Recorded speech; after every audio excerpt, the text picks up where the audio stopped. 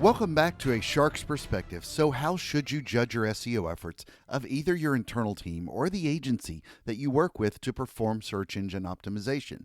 It's a fair question, especially when we consider all of the other agency efforts that are getting scrutinized today. You're generating traffic and optimizing, but are you bringing in the right kind of traffic with the right intent, with quality content that helps consumers move through the funnel?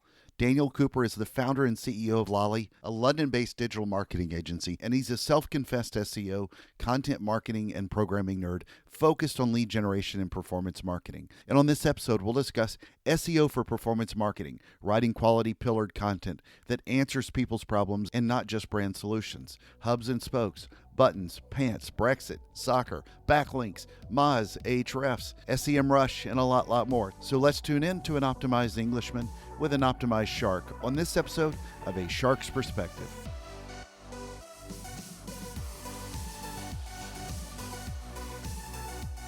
Daniel, thank you so much for joining us today on A Shark's Perspective. If you would, tell us a little bit, briefly about your career story and how you came to be where you are today. Okay, great. Thanks, Kenneth. I'm the founder and CEO of Lolly. We're a digital marketing and lead generation agency based in London. I am a self-confessed SEO, content marketing and programming nerd. And as my dad would like to point out to anyone that would listen, I've been breaking computer systems since around 91, when I broke/inherited his IBM computer system. I've been helping companies conquer lead gen via SEO since 2006. So I've witnessed a lot of change in the industry for SEO over that time. And I think really actually for the better. When you decided to go towards SEO, how did your focus really dive into the performance space? Because so often people live in the space like I do where they're spending a lot of their time towards paid media, or they're spending it on the advertisements it's themselves, like a TV type ad or anything else. SEO is so critical, as we well know, but there aren't enough people, at least in my opinion, that focus really on a performance standpoint with SEO. And I'm kind of curious how you decided to go down that path to be able to sell that to your clients and the companies that you work with over time. Yeah. So in all honesty, it was actually out of necessity. Like many people who start a business, many people just fall into it. I think that a lot of people want to start businesses as they're in their careers and dream of it, whilst others just happen to fall into it. And I was one of those lucky few. And when you're someone who falls into starting a business, you're left with one of two choices, right? So you can say either we bring in the business or we don't, and either we generate the traffic or we don't. You could go old school, of course, and try and bring in business through referrals and through kind of outreach that is offline. But for me, it was a kind of case of that we didn't have any money, and we'd started a small events company. It was myself and a friend, and I dabbled a bit before in it, and it was just ranking things, for other people who knew that I was handy with computers. But really, when we really started getting going on it, it was when we needed the traffic, we needed it coming in, and we needed it converting, and we just simply couldn't afford the pay-per-click model on Google, because at the time in that niche, it was quite competitive. So that is really why we started, and really how I got a foothold in SEO and found that it was actually something that I just love to do. Well, then how do you differentiate yourselves as a performance SEO shop? Because there is a distinction to me with finding the good performance SEO shops versus normal SEO shops. Yeah, sure. I think really what that comes down to measurement for clients, measurement for your own websites. You can, if you really want, you can say to yourself, okay, let's generate some traffic for a site, Exactly. and let's just kind of see, is the traffic going up? This is a really bad measure. It would be really easy for, let's say we have a company that manufactures red buttons. It would be really, really easy to send huge volumes of traffic to a site and say, hey, look, we're generating all this traffic. Aren't we doing really, really well? But that traffic could be originating from all types of sources around the internet. And that doesn't actually help you convert unless the traffic itself has the search intent where people are actually looking to purchase at that point, where they're lower down the sales funnel. And also people who are actually within that niche. We can't send traffic to a button website from zip websites. It's just not going to work, because it really does come down to the quality of traffic to a site, and making sure that it is actually the correct type that you're looking for, and not just something completely off piste. No, it makes sense. So then how do you sort of differentiate how you measure that content when you're thinking about, uh, obviously, the companies you work with are going to have a lot of other agencies and internal teams that they work with that are driving, different forms of marketing and advertising that are pushing traffic back to a company, a site, or whatever. You especially Mhm. think of all the ones that are driving traffic through paid search, paid social, just other social content that's out there.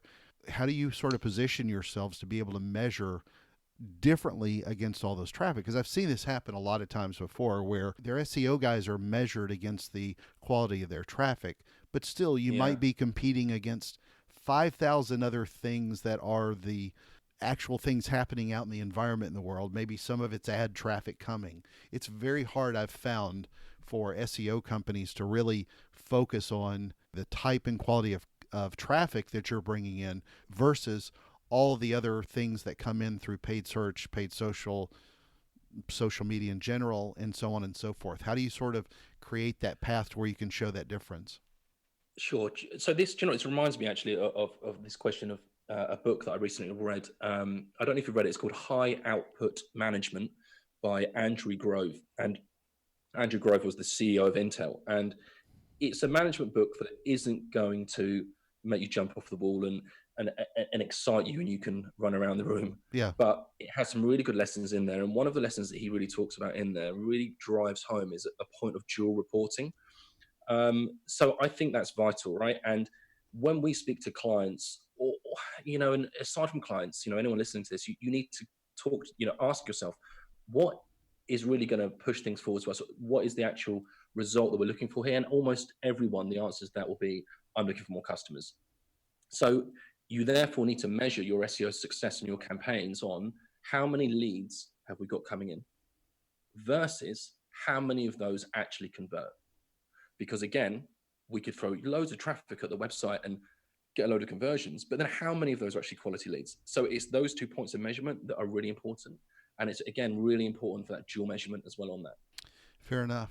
So with data in particular, I'm always kind of curious. I talk to a lot of my friends who are European based. With European clients specifically, how impactful has GDPR been on the efforts with SEO and lead gen? How strong of an impact has that had on you and your daily life and daily work life? Wow, yeah. I mean, I think the best way to describe the reaction to GDPR here in the UK was like an inverted hockey stick. Yeah, Everyone lost their minds for like 6 months, and it was, like the sky was falling in, and the lead gen was dead, and everything's going to change, and oh my god, on my email list, we have to throw everything away, and what do we do? But actually, I think really that as long as you are careful, and I think as long as you're respectful of people's data as well, because that was the point, right, of the entire absolutely. system, to be respectful of people's data. And I think as long as you're upfront and honest, then it's fine. Um, I certainly don't think it's the end that we've seen for laws along those lines. I mean, we have to bear in mind here that these are legislators who are putting into place laws and regulations in an area that really not a huge amount of population really understand. People understand things like cookies now, but fingerprinting of devices, there are many, many ways now to track systems beyond cookies. And I've read many a thing where actually you can almost build um, everlasting cookies if you really put your mind to it. So, I mean, as far as kind of like how our clients are feeling about it, I think everyone's far more relaxed now, but there do need to be kind of stringent stringent rules and regs that we apply to ourselves, and things that we point out to our clients that what they can and cannot do with the data. Yeah, well, I mean, at least you have one law. We have, potentially 50 different laws that are going to be just a nightmare to navigate against, with California having their own that's, started to look like GDPR, the American version, if you will, with CCPA. And then you've got 49 other states and a lot of other territories and countries that will end up, coming up with their own. And I think for a lot of people, they're just praying that some federal regulation comes so that you're not looking at 50 different playbooks, each with different flavors on data privacy, because it becomes really just a nightmare to deal with when you're dealing with clients who have both a US and European presence. Is it dramatically different for the clients that you're working with and how they respect data and privacy versus what you were doing before, when it was, still sort of a wild west and everything went? Yeah, sure. What we do is we apply a blanket coverage to it. So we apply our GDPR regs across all of our traffic generating sites across the net, no matter where their servers are, or even where the company that's legally registered is. Well, although we do it all through our own company here in the UK, but aside from that, the point of it is that, yeah, we just kind of, the easiest route for us, right? Because we're having to create all these systems and make sure that, we can delete the data when it needs to be deleted properly, and we can obviously clean data and make sure we're on top of all these things. It's actually far easier to apply it as a blanket than not. We'll see what happens, I suppose, in the US when things move along a bit more, I suppose, with the legislation about what happens then. It may be that it actually makes our UK stuff more stringent, and it may even apply across to the Australian and the and South African markets as well. We'll have to wait and see. Well, then when you look at content in particular, I mean, we've heard forever that content's king, and everybody thought they were going to write content. And I love to tell people, different ways of poking holes in their current blogs or their competitors' blogs. I mean, how do you start looking now at content then from an SEO standpoint for lead generation? What kind of advice do you really give on turning one into a lead generation piece as opposed to just putting content out there and hoping someone finds it? Yeah, absolutely. So there's a few steps you need to take, right? So you need to first of all build what we term as a keyword lake. So there are many tools out there that you can use. There's tools like Ahrefs or SEMrush, and these tools allow you to look into the Google search volumes and see how many people are searching. So if we go back to our red buttons manufacturing company, let's just say buttons. So there are different types of buttons that you could get. There are square buttons, round buttons, red buttons, blue buttons, shirt buttons, trouser buttons, all different, or pants in the USA, as you say. So there's all types of different categories, is what I'd call them. Now, for each of these categories, ideally, what we'd create is what we call a hub page, and off of our hubs, we have our spoke pages. So a hub, you need to imagine, is almost like a headline keyword. So we could potentially call that shirt buttons. Now, the spokes coming off of that are all of the sub-query searches you're seeing in Google that have volume that you've looked up, that you've established there are people actually searching for. So it might be that people are Googling blue shirt buttons or round pearlescent white shirt buttons. And then what you want to do is you want to build out content around these keywords. Sure. But it's not just about creating content, in the site, create it and ship it. Just get it out the door as fast as you possibly can, get up on the site as possibly can, because you're not really providing any further value to the internet. And you need to remember that Google has finite resources, and when they're crawling the internet, there's a reason why they want to find the highest quality stuff. And if you are low quality, they're going to push you down and makes your life harder. They want to push their resources to the higher quality sites, and they reward you for it. So therefore, you need to, for instance, go out and you need to Google your search query, and you need to look at all the other articles out there, and you need to honestly say to yourself, how do I make an article that's 10 times better than anything else out there, that's 10 times more engaging, that all of the images are much better, There's so much more information on here. And when the search user lands on your page, you are answering the search query that they have typed into Google. Because that's what Google wants to do, right? Their business is pleasing their users and giving them relevant search information. And they also make money from the adverts that are appearing above that are helping people want that. So you need to make sure that you are actually answering a question or answering a query that someone has for that and building that content out. And that is the best way to build the content. Content is only king if you actually treat it as such, and don't just try and ship it out the door. So you've got two things there. You've got architecture that we're talking about of a hub and spoke model. We've got quality in our content. And then beyond that, there is another kind of third to this pie chart, if you will, Yeah.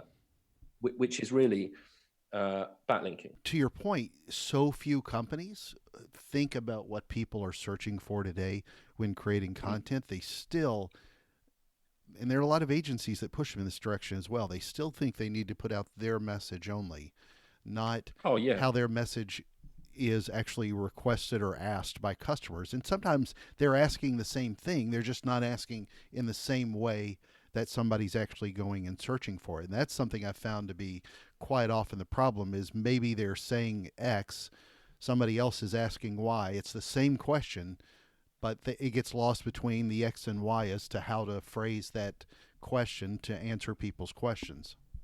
Yeah, absolutely. And also, I see a lot of companies out there, especially in the B2B space. This is really common. Companies don't really know.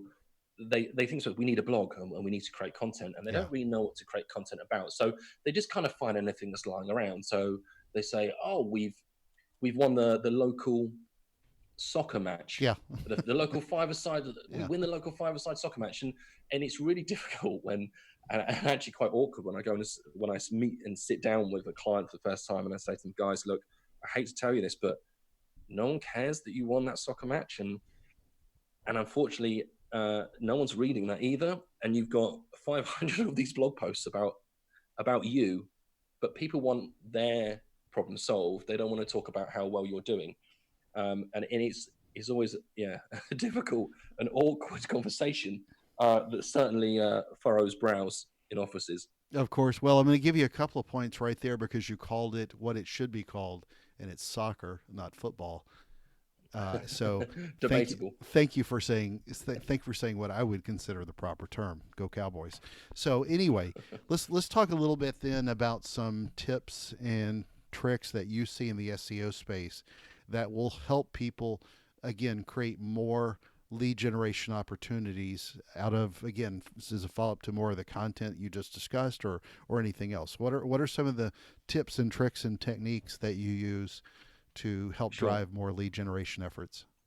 Sure. So I think for anyone, my start point would certainly be before you start to try and create loads of content, and before you try and start to build out backlinks, links from other sites to your site, which are relevant in order to push this content up. Imagine it's the rising bathwater, bring up all the toys in the bath. Before you start that process, you need to look at your own site, and you need to look at it as though you were working at Google and you were reviewing this site of whether you thought this deserved to be at position 1 for your industry. And if you can put your hand on your heart and say yes, then ask a few other people and then take another look and then think to yourself, how can I make the call to action buttons on my website more clear? If you can't honestly say yes to that, then you really do need to do some work. And I think actually you can do quite a lot of the work yourself, especially if you're more strapped for cash. If not, you can find some great people online to do website, and there are a lot of people out there for it. It's a very competitive field. So it often doesn't have to be the most expensive thing in the world. But sort that problem out first, right? Make sure that any traffic you've got coming to your site is actually converting the best it can be, because you're leaving money on the table already. Now, beyond that, you need to start then building out what I would call the keyword lake. So you can open up trial accounts with companies like Ahrefs or SEMrush. And there are other providers out there. I think moz.com, which is a great resource for anyone learning SEO from a beginner's standpoint.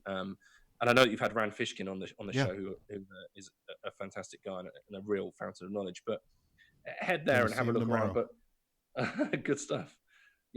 use those tools out there, and if you can't afford it, just open a trial account and start pulling in the keyword list, right, and start establishing a massive list of all of the things you could possibly be writing about, and then start slowly but surely building out this hub and spoke model, and really do make a massive effort to make it as high quality as you possibly can. Now, once you've got a process going on there, and whether or not you're writing them, or you've got a content writer, or you've managed to convince your husband or wife kindly to do the content writing for you after they finish their own day job, you need to look at what I would actually deem as real company stuff. You're going to read a lot on the internet about backlinking, about shortcuts, and about tricks, and about how you can pull the wool over Google's eyes. There is only so long that those things work. And I've been doing SEO for a long time now, so 13 years really commercially. So I've seen a lot of changes to algorithms, and everyone in SEO has lost the shirt off their back a few times because of that and learned serious lessons. So my advice would do real company stuff. Okay, so things like your local business bureau, yellow pages, if you have that type of thing there, a different type of directories where a business should be registered for. There's a legitimate directory that you recognize the brand of. Register your business there. Register on Google My Business. Get a listing there. And then start to think about how would we start to PR this company. The future of SEO is in PR. And a lot of SEO companies are starting to realize this now. So you need to really start thinking about creating assets on your site. So these are like pages or stories, press releases, that are obviously about your company and the service you provide. And you would be amazed at how hungry these journalists are out there to write about you. Mm-hmm. And when they write about you online, often journalists are going to want to give you that backlink. Now, not all links are equal. If you get a link from the bbc.co.uk, or you get a link from the New York Times, that is an incredibly valuable link. Just a few of those will shoot your website up through the rankings. Yeah. Well, another one is education. For us here in the States, .edu. Yeah, absolutely. Because they're not open to people kind of going out there and just adding links. Exactly. They're what we call editorial links in our office, where, for instance, Wikipedia is not non-editorial. Anyone can just go and add a link, but they're editorial places, and really that you need to have substance to get, an article on there or a thought piece with a backlink. So it really is quite stringent on the checking their end. So yeah, the same here. I'd certainly agree. But yeah, it's all about getting these really high quality over quantity type things. So, really make the effort on that. And, you're going to find that when you do the first few of these, that maybe they don't hit. And it really is a 1 in 10 type thing. So you create 10 of them, one will get picked up. And that's great. But you just need to kind of keep plugging away at it. And the instant question that everyone's going to have is, well, I've got this button factory and we've just created the biggest button in the world. It's, 50 meters by 50 meters, and it takes 100 men to lift it. Mm-hmm. And all these amazing, incredible things about this biggest button in the world. But who do we tell? Which, I've written to the political correspondent over at Forbes, and he says he's not interested. And there's obviously a good reason why that would be. But you can use those tools I previously mentioned to actually look up content in your niche and find journalists who have previously written about that subject matter, or have written about other kind of outlandish kind of PR ideas. And then you can reach out to them on email and Twitter, and you would be amazed at how responsive some of these people are. A journalist's job is really difficult, not just because, it's a pressurized work environment. They need to get, pen to paper, but they need to find stories. Journalists can't write about how the journalism team has won the five-a-side soccer match yesterday. Exactly. Because again, no one cares. But they've known that for a very, very long time. So that is certainly what I would do. And it's a long list, of course, that I've just given, and quite. And I've seen a lot of bigger brands forget the value of that as well. I think a lot of them forget to use PR as an additional or that that PR part of SEO as part of an additional tool, because I mean, Hmm. especially if you are a recognized expert, a new story written by a journalist about you can really add a lot of value down the road as well. And I think I've just seen it too many times where people, they do all that drive to get their site to rank, but they don't do it enough to get it to sustain that ranking as well down the road. And you can always update stories from other journalists, from new publications. So Yeah, sure. And I think it's, building backlinks doesn't have to just be about PR. There are exactly. there are legitimate methods out there that you can use, which actually Google just says, hey, cool, Yeah. that's excellent, and you're doing a good thing. A good example of that is broken backlink building. It can be a bit more technical, but what you need to do, the general gist of it, is that you need to find a similar website to yours out there on the internet that had a lot of people linking to it for a resource. Agreed. So that could be, let's say, the Button Almanac, I Yeah. don't know, of of most recent years, okay, and then suddenly that business is gone. But then there's all these journalists and all these different websites trying to link to that, and then getting what we call a 404 error. Now, fixing that, you can recover that in a few ways. You could go to something called the Wayback Machine, and you could look up that piece of Right. content Sure. in the archives. You could pull it, you could host it, improve it again. Why don't we 10x that content and make it 10 times better than it was before? Host it on our site, and then again, there's outreach now to those people and say, hey, look, we've got this fantastic piece of content. I know you were linking to something before, and unfortunately, it's gone, but we've taken it, we've improved it, and now it's up on our site, and it's not going to go anywhere for a long time. Mm-hmm. And it works really well. There's a really good example of what we're talking about with PR here. There's a website completely unaffiliated to us, but it's called VAT19, and they're an e-commerce shop, and e-commerce is notoriously hard to build backlinks for, and it Right. is kind of and SEO is kind of the one where they're kind of oh god, I don't know if I want to do this. But they've done some really cool things with their PR and their backlinking. They made the biggest bath bomb in the world. If you Google that, you will see YouTube videos everywhere and an incredible amount of coverage. And they also did a pool-sized bowl of marshmallow cereal. Really cool.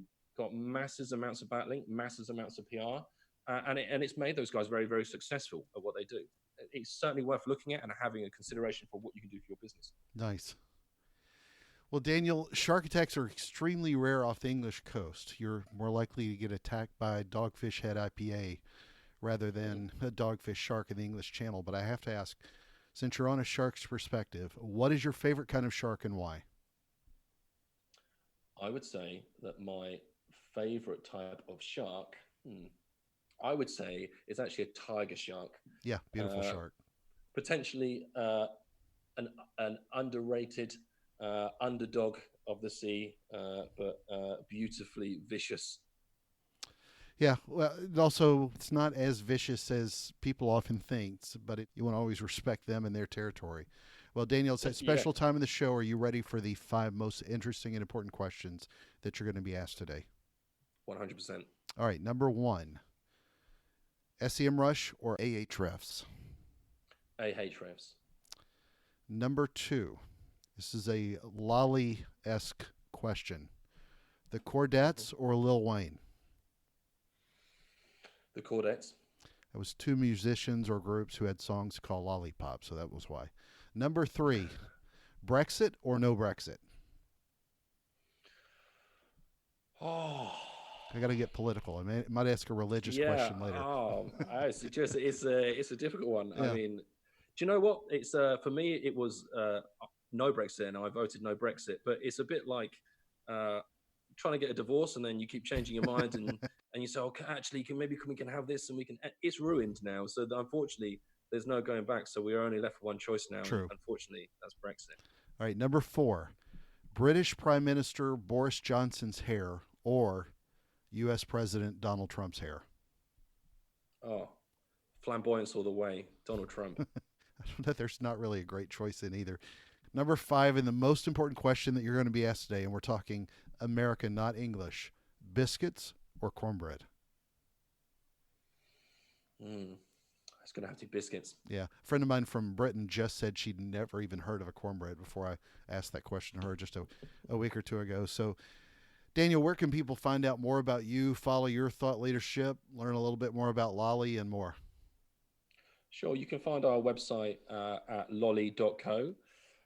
You can read about all the things we're up to there, not including our five-a-side soccer matches, and learn a little bit more about lead gen, digital PR, SEO, and other fantastic things. Perfect. Well, I know your site is better optimized than mine, or at least I hope it is, because I've set the bar very low. So, Daniel, thank you so much for being with us today on A Shark's Perspective. I really appreciate your time. It's fantastic to be a guest, and I'm looking forward to future shows. Absolutely.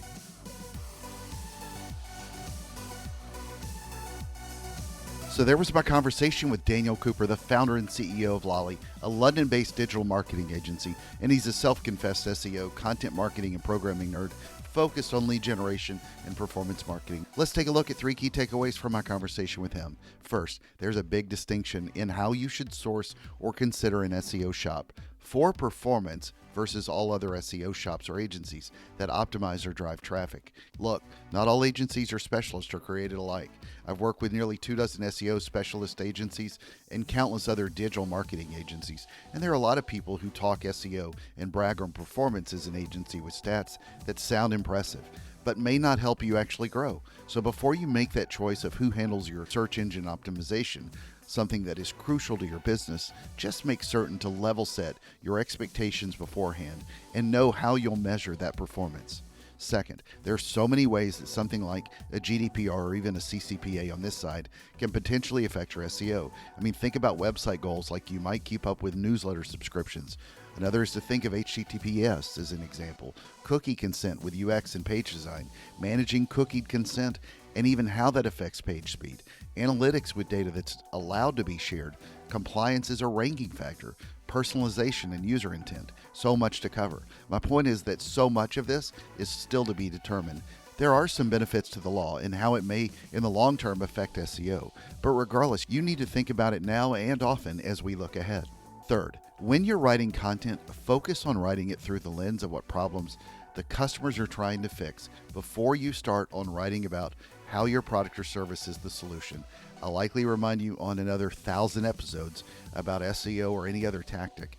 It's about their problem more than it is about your solution. You don't need a blog about you. You need a diary about how they need to solve their problems.